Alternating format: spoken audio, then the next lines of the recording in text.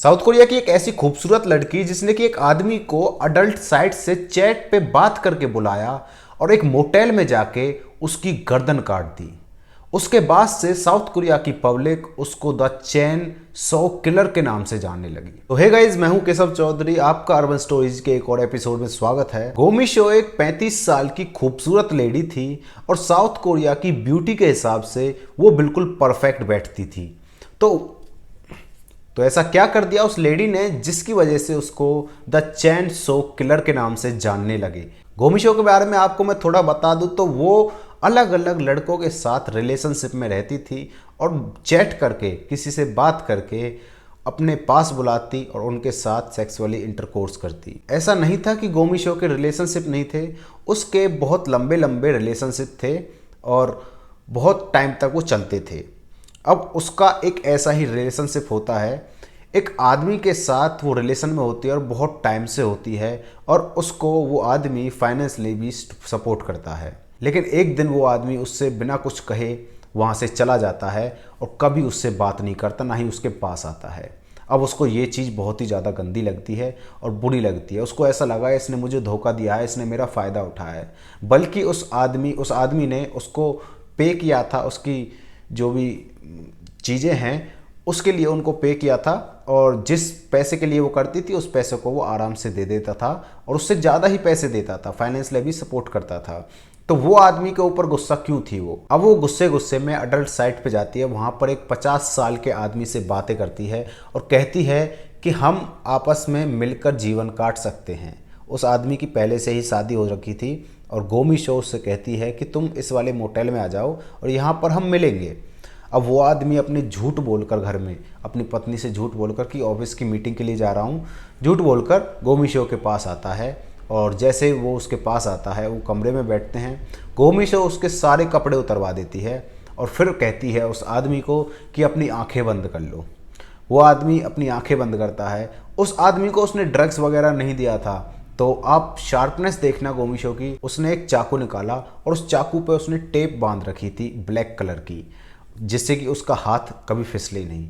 उसने चाकू निकालकर उसकी गर्दन पर मार दिया और 40 बार उस पर वार किया, जिससे कि वो जिंदा नहीं बच पाए। ऐसा लगता था कि इसने पहली बार मर्डर नहीं किया है, क्योंकि उस आदमी को उसने ड्रग्स वगैरह कुछ नहीं दिए और उसने बिना किसी डर को अंजाम दिए हुए उसकी गर्दन पर चाकू फेर दिया और उसको वहीं मार दिया। ऐसा लगता था इसका पहला मर्डर नहीं है, इसने बहुत सारे मर्डर कर रखे हैं। अब गोमी शो क्या करती है, उसकी बॉडी को उठाकर बाथरूम में ले जाती है, वहाँ पर खून निकलने देती है उस बॉडी का, जिससे कि उसकी बॉडी हल्की हो जाए और मोटेल से बाहर निकलती है। आप में से बहुत सारे लोगों को पता नहीं होगा मोटेल क्या होते हैं। मोटेल वो होते हैं कि उसमें कोई भी सिक्योरिटी वगैरह नहीं होती है, रोड के पास होते हैं, बहुत ही चीप होते हैं, वो बहुत कम पैसों में आ जाते हैं रूम वगैरह उसके। तो होटल अलग चीज़ है, मोटेल अलग चीज़ है। अब गोमी शो उस मोटेल से जब बाहर निकलती है तो बाहर निकलते ही वो एक चैन सो की दुकान पर जाती है। चैन सो आपको बता दूं, जो पेड़ काटते हैं, जिससे एक पेड़ काटते हैं। अब जो दुकान वाला था वो उसको देखकर हैरान तो हुआ कि इतनी खूबसूरत लड़की इस चैन सो का क्या करेगी, लेकिन वो गोमी शो उसको बताती है कि मेरे पापा ने ये चीज़ मंगाई है तो मुझे दे दो तुम। अब वो उस चैन सो को लेकर एक ज्वेलरी की दुकान पे जाती है, वहाँ पर 3 मिलियन वॉन का ज्वेलरी खरीदती है और उसके 2 दिन बाद वो फिर से एक ज्वेलरी की दुकान पे जाती है और वहाँ से 5 मिलियन वॉन की ज्वेलरी खरीदने की कोशिश करती है। लेकिन अब की बार उस दुकान वाले को शक हो गया था और उसने उसकी आइडेंटिटी मांगी और उसने आइडेंटिटी नहीं दी और वो अपना जो ऑर्डर है उसको कैंसिल करके वहाँ से चली जाती है।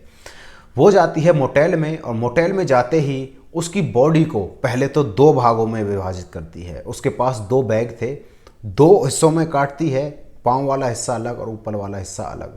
उन दोनों को बैग में भरकर गाड़ी में ले जाती है और गाड़ी में ले जाने के बाद उसने जो पैर वाला हिस्सा था उसको तो एक गांव के एक सुनसान जगह पे डाल दिया, लेकिन जो ऊपर वाला हिस्सा था उसको एक इंडस्ट्री के रोड के सामने, इंडस्ट्री के जो दीवार है उसके पास गिर जाती है और वो वहीं पर पकड़ी जाती है।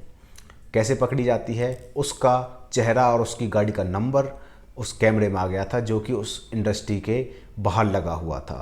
अब उसके बाद सुबह होती है तो एक आदमी को वो बैग मिलता है। वो आदमी उस बैग को उठाकर उसका चेहरा देखता है तो चेहरे पर मतलब कि बहुत सारे निशान थे चाकुओं के, तो वो पहचान में नहीं आ रहा था।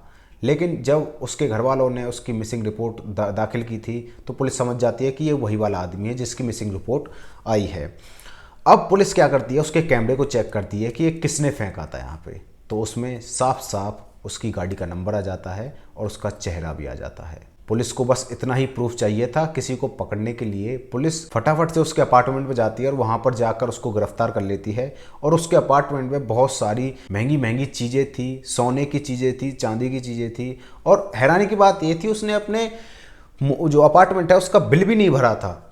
उसने अपने पानी का बिल नहीं भरा था, जिसकी वजह से उसका पानी बंद हो गया था और वो इतनी महंगी महंगी चीज़ों को रखकर अपार्टमेंट में रह रही थी। अब जब गोमी शो से ये बात पूछी जाती है कि तुमने इस आदमी को क्यों मारा, तो वो बताती है कि मैंने इसको इसलिए मारा क्योंकि ये आदमी रेप करने की कोशिश कर रहा था मेरे। अब बहुत सुंदर लड़की थी तो पुलिस वाले थोड़ा समझ जाते हैं बात को, और ये चीज़ बहुत बार खेली गई है साउथ कोरिया की क्राइम सीन्स में कि ये मेरी रेप करने की कोशिश कर रहा था तो इसलिए मैंने इसको मार दिया। सेल्फ डिफेंस में अपने आप को बचाने के चक्कर में सामने वाले आदमी को मार दिया। लेकिन पुलिस इतनी हार मानने वाली नहीं थी। उसने गोमी शो को बताया कि तुम अपनी सारी जो घटना है क्राइम सीन की शुरू से शुरुआत करो और हमें सारी कहानी बताओ। तो वो उस कहानी को बताने से मना कर देती है। अब पुलिस को सारा शक चला जाता है कि इसने ये जानबूझकर मर्डर किया है और ये बताना नहीं चाहती है। और उसके कुछ देर बाद उसने अपना स्टेटमेंट भी चेंज कर दिया। वो कहने लगी ये मर्डर मैंने ही नहीं किया, मैंने किया ही नहीं है। जबकि वो पहले थोड़े घंटे पहले वो कह रही थी कि ये मैंने अपने बचाव के लिए इस आदमी को मारा है, और अब वो मना कर रही थी।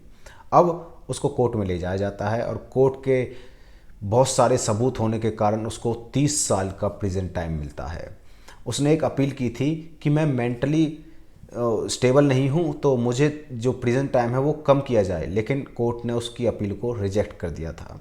और 30 साल का प्रिजन टाइम सही है। हालांकि साउथ कोरिया में पहले बहुत कम प्रिजन टाइम होता था, उसको 30 साल बहुत काफ़ी मिल गए थे, और इतना साल बहुत होता है एक मर्डर के लिए। चलो कोई नहीं। लोगों ने मांग की थी कि ये इसको फांसी होनी चाहिए या फिर उम्र कैद होनी चाहिए। उम्र कैद हो सकती थी लेकिन उम्र कैद से वो बच गई, और वो 35 साल की तो थी ही, और 30 साल का प्रिजन टाइम, तो वो 65 साल की जब बूढ़ी हो जाएगी जब भी बाहर आ पाएगी। अब वो क्या ही क्राइम करेगी। खैर यहाँ पर यही थी आज की ये वाली वीडियो। आपको कैसी लगी? वीडियो अच्छी लगी तो वीडियो को लाइक एंड चैनल को सब्सक्राइब कर देना। मिलते किसी नेक्स्ट वीडियो में, तब तक के लिए बाय बाय।